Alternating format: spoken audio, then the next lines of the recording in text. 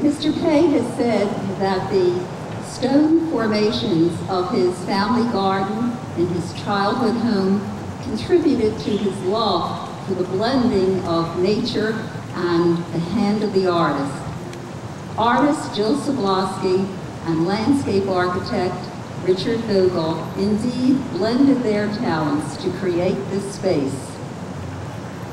So often a garden is thought of just considered as an enhancement to the sculpture that it surrounds. Not so with Richard Vogel's garden. It's indeed an artwork in itself, and I'd like to introduce Richard Vogel to you. Marcia and Jill and I are particularly appreciative of the Society of Towers Owners Association for this privilege, and in particular, Beverly Sherman, who's its general manager.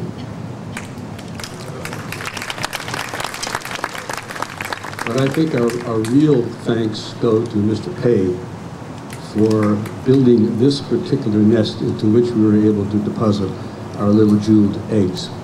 Thank you, Mr. Pei. Artist Jill Sobolowski was selected because her works pay homage to the spirit of I Am Pei.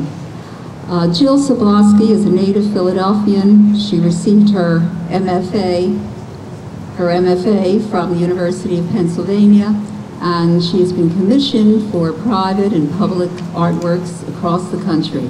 I'd like to introduce Jill Sobolowski. Firstly, I would like to thank you, Marcia, for having the vision for this sculpture garden. I am in awe of the way that you have brought together all facets of this project. If I were to choose a stone to represent you, you are a diamond. Mr. Pei, I am honored to create this garden as a tribute to you. While an undergraduate at the University of Maryland, where my art classes were connected always to the museums on the Mall, the East Wing of the National Gallery became a familiar home to me. Your building, its grand spaces, and geometric forms so perfectly crafted in marble and steel, was a place of inspiration and respite. I often sat on the steps of the spiraling pink marble staircases and see them as sculptures in their own right. This garden mirrors your architecture. The rectangular shapes of the bench and the base of the sundial echo the design of the towers and their windows. The sundial, with its converging triangles, recalls the consistent use of the triangle in the East Wing. The Carrara white marble and the blue-green marble called Cipollino come from Italy. In Italian, cipolla means onion. The white quartz formations swirling through the stones are considered little onions, connected by layers of multicolored mineral formation. The raw formation of the bench shows the composition of the stone, how time and elements form the earth. The remaining cut and polished surfaces reveal the true artistry of nature. This equatorial sundial measures time through light.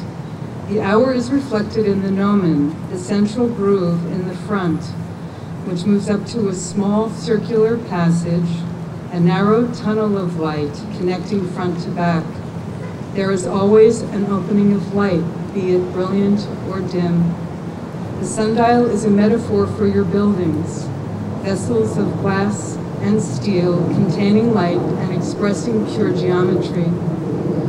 As the master of architecture we honor today, I thank you for the impact you have had on my development as an artist. I've been graced and inspired by your buildings. You bring continual light to all of us. Thank you.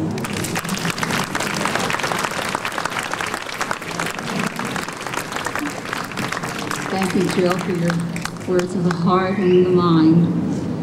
Mr. Pei, this garden is dedicated